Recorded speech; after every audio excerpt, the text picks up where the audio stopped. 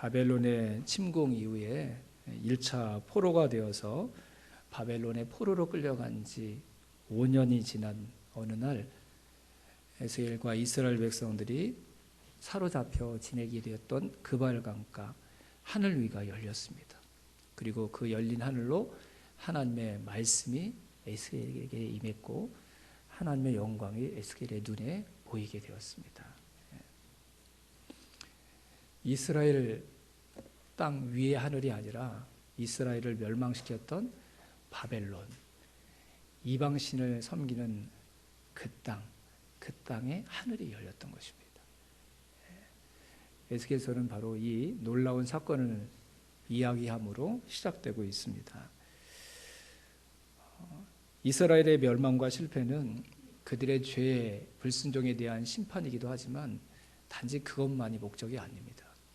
하나님이 누구신지, 하나님에 대해서 도무지 관심 갖지 않는 하나님의 백성들에게, 그리고 이 세상에 있는 모든 사람들에게 하나님이 어떤 분이신지를 보여주시기 위해서 하나님께서 준비하시고 계획하셨던 일이었습니다. 그런 맥락으로 생각한다면 에스겔서의 이 첫 부분, 그곳이 이방인의 땅이었고 지금 이스라엘 백성들은 포로로 끌려간, 사로잡혀간 신분이었고, 그곳은 이스라엘의 왕이 아니라 바벨론의 왕이 통치하고 있는 영토였고, 주변에 있는 모든 사람들은 이스라엘 백성들을 향해 너희들이 믿는 하나님이 바벨론의 신에게 패배한 것이라고 얘기하는, 그때 바벨론의 하늘이 열린 것, 그것은 바로 하나님이 어떤 분이신지를 보여주는 정말 소중한 사건이었습니다. 하나님은 이스라엘만의 하나님이 아니셨습니다. 하나님은 이스라엘 땅 안에서만 당신의 능력을 행하실 수 있는 이스라엘 땅 안에 갇혀 계신 하나님이 아니셨다는 것을 보여주는 사건이었습니다.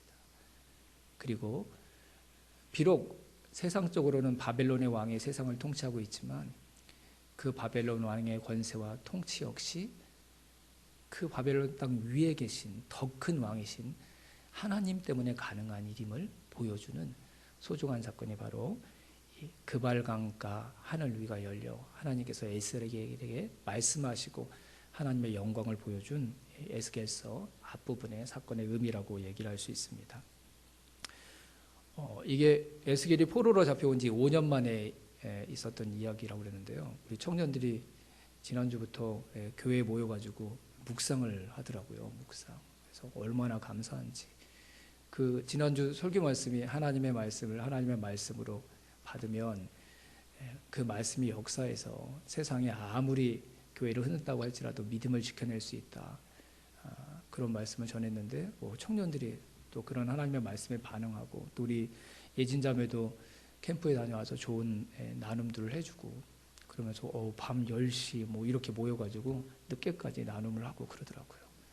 그래서 얼마나 감사한지 모르는데 주중에 묵상의 본문이 데살로니가 후서에서 에스겔로 딱 바뀌는 거예요. 그래서 주여, 이게 무슨 일입니까?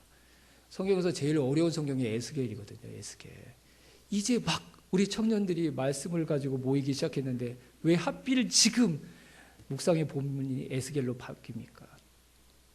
그래 걱정을 했거든요. 근데 아닌 게 아니라 금요일 날인가 목사님 그러면서 카톡이 왔어요. 청년들이 에스겔서 1장 1절에서 진도가 나가질 않고 있다고. 근데 뭐 때문에 그러냐고 물어봤더니 왜 5년 만에 하나님께서 에스겔에게 말씀하셨는지, 왜 5년 만에, 왜 5년이냐고, 왜 5년이냐고. 그걸 전 이제 11시가 넘어서 이제 자야 되잖아요, 그렇죠? 그때 금요기도에 끝나고인가요? 하여튼 피곤해서 이제 자야 되는데 그때 딱 카톡이 와가지고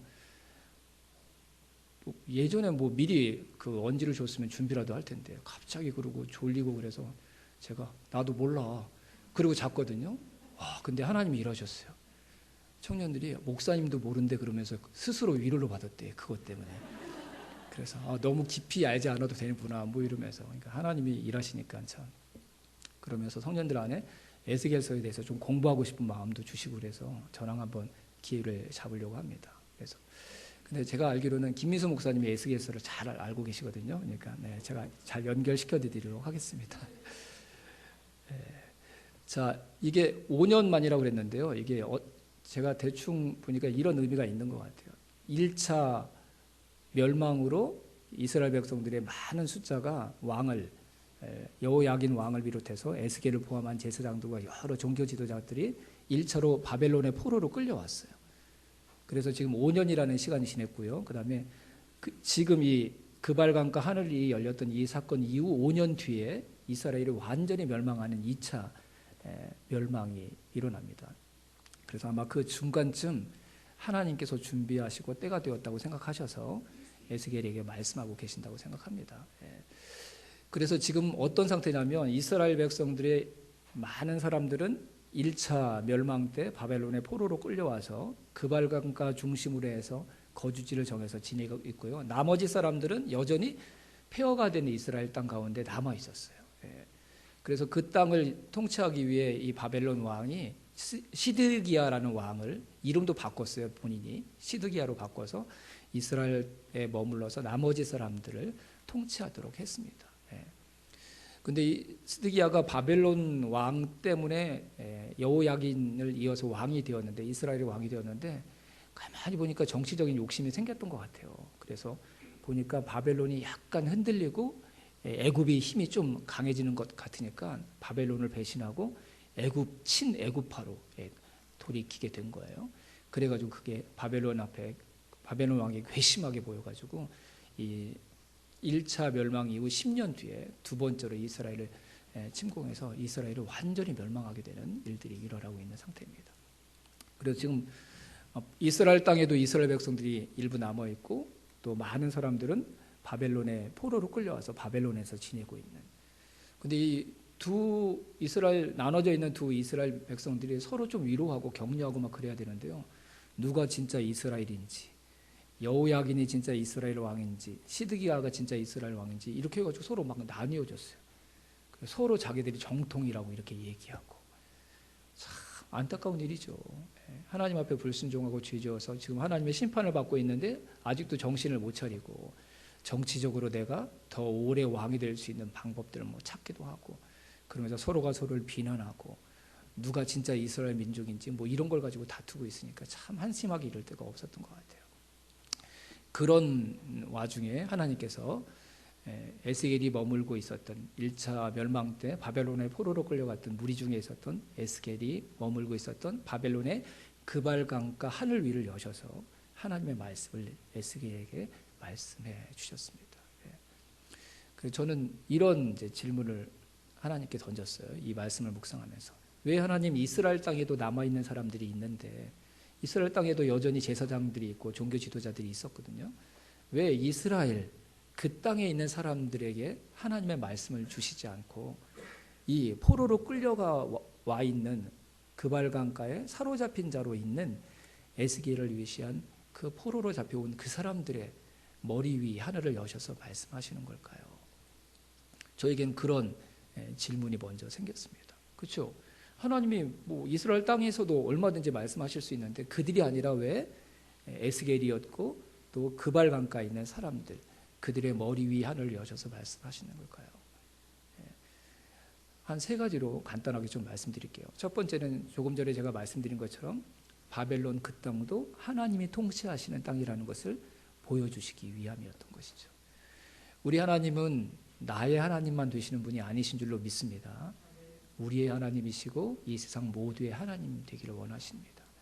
하나님은 지금 우리가 드리는 이 예배의 장소에만 계시는 것이 아니라 아직 하나님이 어떤 분이신지 모르고 자기의 생각대로 살아가는 저 세상 사람들 가운데도 하나님은 함께 계시는 분이십니다. 그분은 거룩한 성전을 향해서만 말씀하실 수 있는 분이 아니라 이방 신들이 자기가 최고라고 생각하는 그런 사람들이 섬기는 그 이방 신들이 통치하고 있다고 세상 사람들이 믿는 세상의 한 복판에서도 하늘 문을 여시고 말씀하실 수 있는 그분이 바로 하나님이신 것입니다. 우리 하나님이 그런 크신 분이신 것을 우리가 다 온전히 믿게 되기를 주님의 이름으로 축원합니다. 이렇게 적용할 수 있을 것 같아요.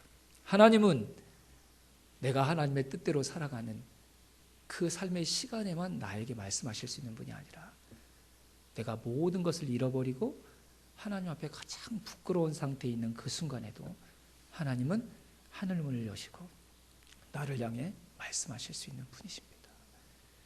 금요기도회 때 정말 은혜로운 말씀을 제가 증거했잖아요, 여러분. 죄송합니다. 너무너무 여러분과 나누고 싶었어요.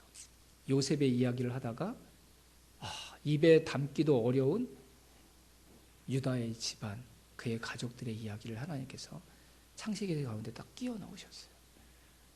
요셉을 통해 야곱의 자녀들을 하나님께서 구원하실 텐데, 근데 유다를 통해서 하나님이 예수 그리스도를 이 세상에 보내주시기로 계획하셨죠. 근데 창세기 38장에서 만나는 유다는 전혀 그럴 수 없는 사람이었습니다.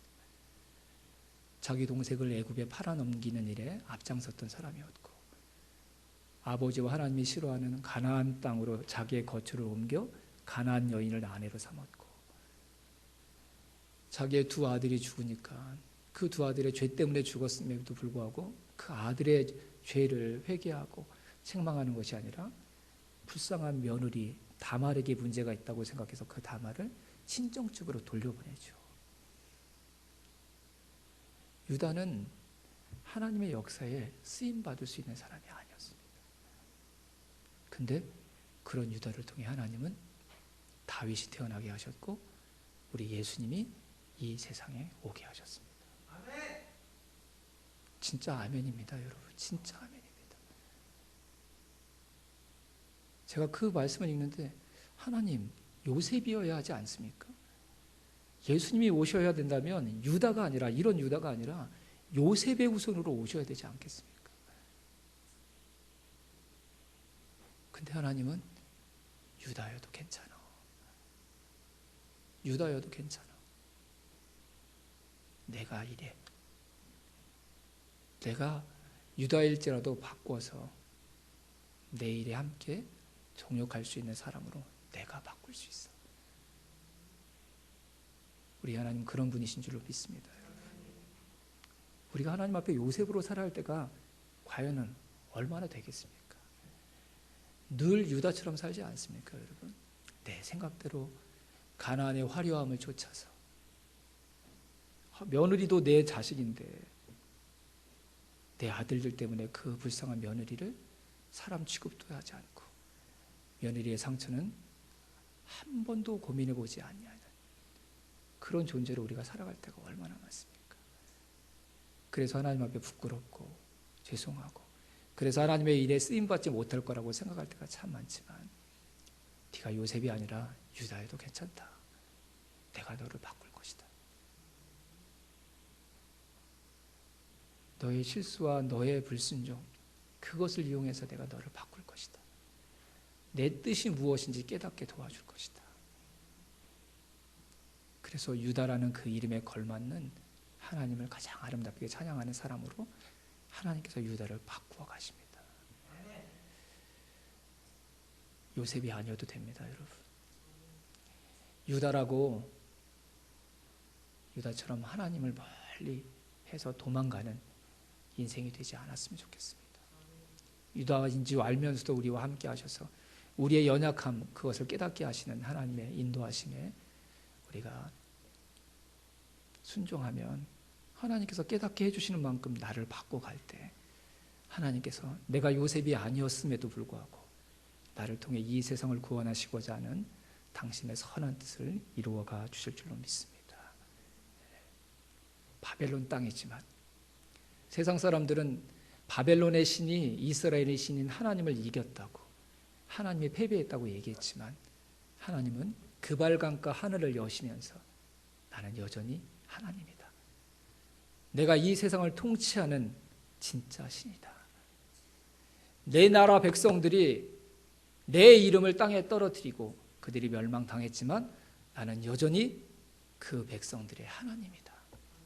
내 백성들은 실패했지만 그들의 하나님인 나는 여전히 하나님으로 존재하고 있음을 바벨론 그발강가 하늘을 여시고 또 하나님께서 말씀하심으로 보여주고 계시는 것입니다. 여러분, 그발강가, 사로잡힌 자, 이 두 단어는 인생이 만날 수 있는 가장 비참하고 가장 깊고 어두운 실패, 가장 어려운 상황을 뜻하는 단어입니다. 저와 여러분들이 그발강가 사로잡힌 자로 우리의 인생의 시간을 보내고 있는 그 순간에도 하나님은 저와 여러분의 하나님 되셔서 우리 머리 위에 계신다는 것을 기억하십시오. 그리고 하나님의 때가 되면 그 하늘을 여셔서 에스겔에게 말씀하셨던 것처럼 말씀하실 것이고 당신의 능력과 권능을, 영광을 우리에게 보여주실 것입니다. 두 번째, 이스라엘에 남아있는 자들이 아니라 포로로 끌려왔던 그발강가에 있었던 이 사람들에게 하나님께서 말씀하시고 그 하늘을 여신 이유는요, 그발강가, 그발강, 이스라엘 백성들만 그랬는지 정확히는 모르겠지만 이스라엘 백성들이 나라를 잇고 포로로 끌려갔을 때 되게 거했던 장소들의 공통점이 뭐냐면요, 강가에 있었습니다. 강가에. 강가는 상대적으로 살기 좋은 곳이잖아요, 그렇죠? 그래서 이스라엘을 멸망시킨 나라들이 사실 그 땅을 잘 주지 않는 땅인데 하나님이 아마 역사하셔서 그 그발 강가 주변에 이스라엘 백성들이 거했던 이유는 이스라엘 백성들이 나라를 잃어버리고 패배해서 포로로 끌려갔지만 그 가운데 계속 정결 예식과 의식을 지키면서 살아가기 위해 가장 필요한 것을 그들의 거주지로 정했다는 것을 의미합니다. 정결 의식을 행하기 위해서는 뭐가 필요하죠, 여러분? 물이 필요하거든요, 물이. 그래서 이스라엘 백성들이 다른 풍요함보다 물을 가장 쉽게 구할 수 있는, 만날 수 있는 곳으로 그들의 거처를 삼았다고 대부분의 신학자들이 그렇게 얘기를 합니다. 왜 그발강가에 있었냐면요, 어쩔 수 없어서가 아니라 비록 나라를 잃어버린 실패한 민족이었고 하나님을 하나님이라고 자유롭게 부를 수 없고 고백할 수 없는 그런 사로잡힌 자의 신분이었지만 그들이 그 땅 가운데서도 뭐 하고 싶은 거예요? 하나님의 백성의 정결함을 지켜내고 싶었던 거예요. 지켜내고 싶었던 거예요. 그리고 그 정결 예식과 의식은 반드시 무엇으로 이어지게 되어 있냐면 하나님을 향한 예배로 이어지게 되어 있습니다. 전 이게 이스라엘에 남아있는 자들에게가 아니라 에스겔과 그발강가에 있는 포로로 끌려간 이스라엘 백성들에게 하나님께서 말씀하신 이유라고 믿습니다. 하나님은 지금도 우리에게 말씀하시는 분이십니다. 근데 그 말씀이 나의 말씀이 되고 우리의 말씀이 되기 위해 우리가 해야 될 일이 있습니다. 하나님을 예배하는 자로 사는 것입니다. 목사님, 이스라엘 땅에 남아있는 사람들도 예배했을 텐데요. 예배했겠죠. 하지만 하나님을 하나님으로 예배하지 않았습니다. 그렇게 나라가 큰 패배를, 멸망을 경험했는데 이스라엘에 남아있는 왕을 비롯한 지도자들의 생각은 뭐냐면요, 어떻게 하면 다시 내가 그럴듯한 왕으로 세워질까? 내 잘못을 뉘우치고 하나님이 그렇게 하신 뜻과 목적들을 이해해서 자신을 돌이키려고 하는 그런 마음의 상태가 아니었기 때문에 이스라엘 땅에서는 형식적인 예배는 드려졌을지 모르지만 하나님이 원하시는 온전한 예배를 드리는 일은 사라지고 말았습니다. 객관적으로 예배를 드리기 더 쉬운 상황은 어떤 곳이죠? 이스라엘 땅이겠죠. 바벨론에 포로로 끌려간 사람들은 하나님 앞에 예배 드리기가 참으로 어려운 상황이었습니다. 그리고 그런 마음도 들지 않았을까요? 하나님이 우리를 버리신 것 같아. 5년이라는 시간이 결코 짧은 시간이 아니었으니까요. 그리고 바벨론의 신을 믿는 사람들은 다 잘 되는 것 같아요. 그럼에도 불구하고 그들이 마음을 지켜서 하나님의 백성의 정결함을 지켜내려고 하고 하나님 앞에 그 어려운 상황에서도 예배 드리려고 한다고 한다면 그 예배는 진짜 예배이지 않겠습니까, 여러분? 하나님이 위기 가운데 나의 가정과 우리 교회와 나라를 지켜줬을 때 그때 예배하는 건 쉽지요, 여러분. 왜요? 예배할 이유가 있으니까요. 근데 내가 그렇게 간절히 기도했는데 내 집이 망했어요. 내 교회가 무너졌어요. 내 나라와 민족이 패배하고 멸망하고 말았어요. 그런데도 그 상황에서 하나님을 예배한다면 그건 정말 하나님께 드리는 참된 예배이지 않겠습니까?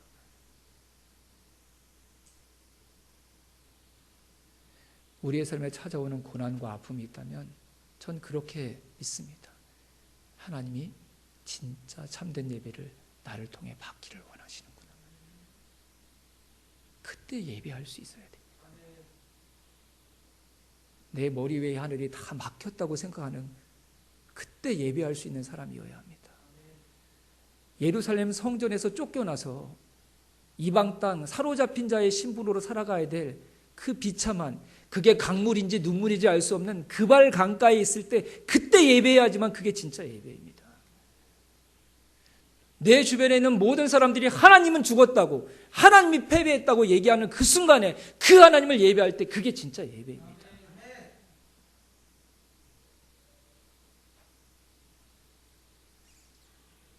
하나님이 하늘문을 여시고 하나님의 말씀으로 임하셨다는 그 말은 새 일을 시작하시겠다는 의미입니다.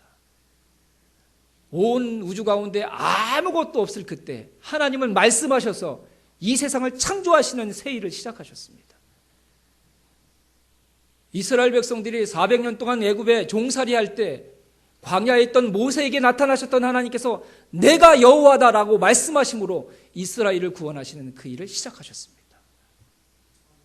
인간이 타락해서 에덴의 영광을 버리고 정글로 나갔을 때 여자의 후손 중에 한 사람을 세워 사탄의 머리를 박살내겠다고 이 인류를 향한 구원을 일을 시작하셨던 그 일, 하나님께서 그렇게 말씀하심으로 시작하셨습니다. 하나님은 말씀하심으로 새 일을 시작하십니다. 제가 지난주에 왜 기쁜 줄 아세요, 여러분? 하나님께서 우리 청년들에게 말씀하기 시작하셨다는 증거들이 나타나서 그래서 기뻤어요.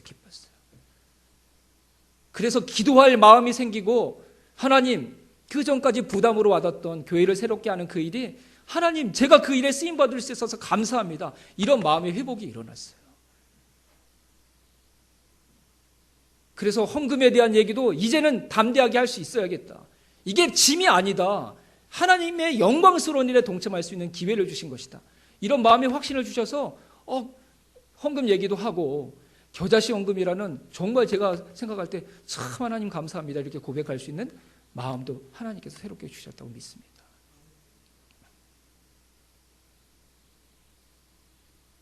하나님이 말씀하시는 건 새 일을 하시겠다는 뜻입니다. 에스겔서의 내용이 하나님께서 이후로 어떤 새 일을 이루실 것인지를 에스겔에게 말씀하셨다는 뜻이거든요. 근데 그 일을 누구에게 하셨다고요? 형식적으로 예배드리는 사람들이 아닌, 예루살렘 성전이 있었던 그 땅에 있었던 사람들이 아니라, 비록 제대로 된 삶의 거처도 없고 사로잡힌 자의 신부로 거해야 될 그발강가 하늘 위를 여셔서 그곳에서 하나님께서 새 일을 시작하셨다는 것입니다. 왜요? 그들은 진짜 하나님을 예배하는 사람들이었기 때문이었죠.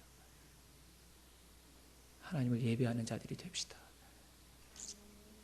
그때 저와 여러분들이 오늘의 에스겔이 될 수 있습니다. 우리 가정의 에스겔이 될 수 있습니다. 내 목장의 에스겔이 될 수 있습니다. 우리 소망교회의 에스겔이 될 수 있습니다. 우리 한반도의 에스겔이 될 줄로 믿습니다. 상황이 어려워지면 우리는 예배를 포기하잖아요. 그렇죠? 하지만 하나님은 상황이 어려운데도 우리가 하나님께 드리는 그 예배를 통해 그 어려운 상황을 역전시키셔서 새 일을 시작하시는 새 시간으로 사용하시는 하나님이신 줄로 믿습니다. 나보다, 우리보다 하나님이 크시잖아요.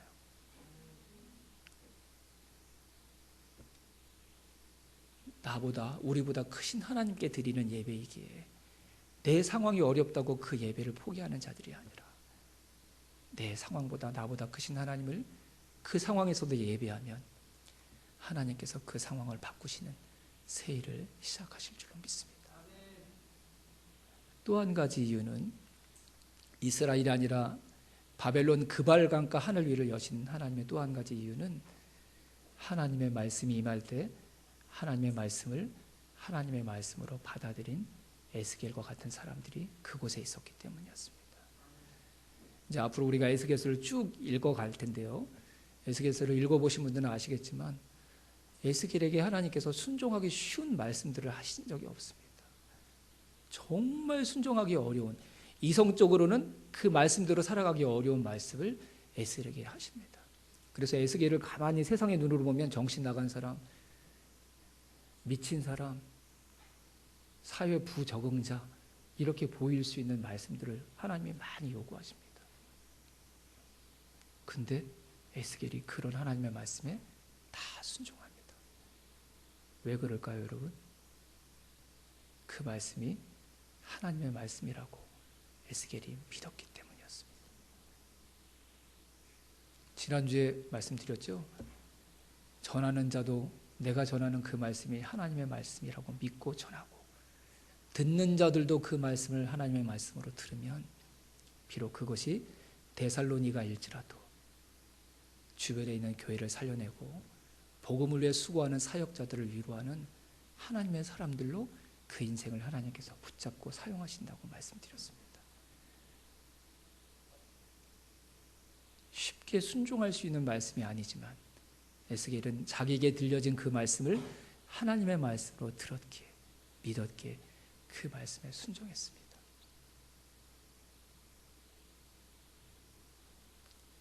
이스라엘 땅을 향해서 하나님이 말씀하시지 않았을까요? 저는 세상 모든 것을 향해 하나님께서 지금도 말씀하고 계신다고 생각합니다. 믿습니다. 근데 왜 다른 곳의 하늘은 여전히 닫혀 있는데 그발강가 위 하늘만 열린 것일까요?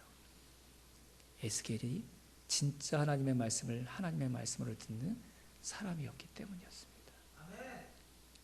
저와 여러분들이 이 시대의 에스겔이 될 수 있기를 주님의 이름으로 축원합니다. 하나님의 말씀을 하나님의 말씀으로 듣고자 하는 그 마음. 내 상황이 어렵지만 그 하나님이 나에게 주시는 그 말씀을 온전히 하나님의 말씀으로 들으려고 할 때 지금 이 순간 하나님께서 저와 여러분의 머리 위의 하늘을 여실 줄로 믿습니다. 그리고 말씀하심으로 새 일을 시작하시는 새 역사의 시점이 되게 해주실 줄로 믿습니다. 하나님의 말씀은 나의 생각보다 큽니다. 내 생각과 다른 하나님의 말씀이 나에게 주어졌을지라도 우리가 그 말씀을 판단하는 게 아니라 그 말씀을 하나님의 말씀으로 받고 하나님의 말씀이기에 순종하면 저와 여러분들이 그발강가 사로잡힌 자의 상황 가운데 있을지라도 하나님의 새 역사를 시작하시는 그 일에 하나님과 함께 일하고 쓰임받는 복된 인생이 될 줄로 믿습니다. 하나님의 말씀을 하나님의 말씀으로 받는다는 그 가장 선한 증거, 가장 확실한 증거는 그 말씀에 순종하느냐 그렇지 않느냐입니다. 이후로 저와 여러분들이 듣게 되는 모든 하나님의 말씀이 저와 여러분들이 순종해 살아가는 우리의 삶이 되기를 주님의 이름으로 축원합니다. 그렇게만 된다면 저와 여러분들이 오늘의 에스겔이 될 줄로 믿습니다. 오늘도 새 일을 시작하시기 위해 어떤 하늘을 여실까 고민하시는 하나님께 하나님 제 머리 위의 하늘을 열어달라고 하나님께 가장 아름답게 고백하는 바로 그 사람이 될 줄로 믿습니다. 저와 여러분의 모든 머리 위의 하늘이 열리는 역사가 일어나기를 주님의 이름으로 축원합니다. 기도하겠습니다.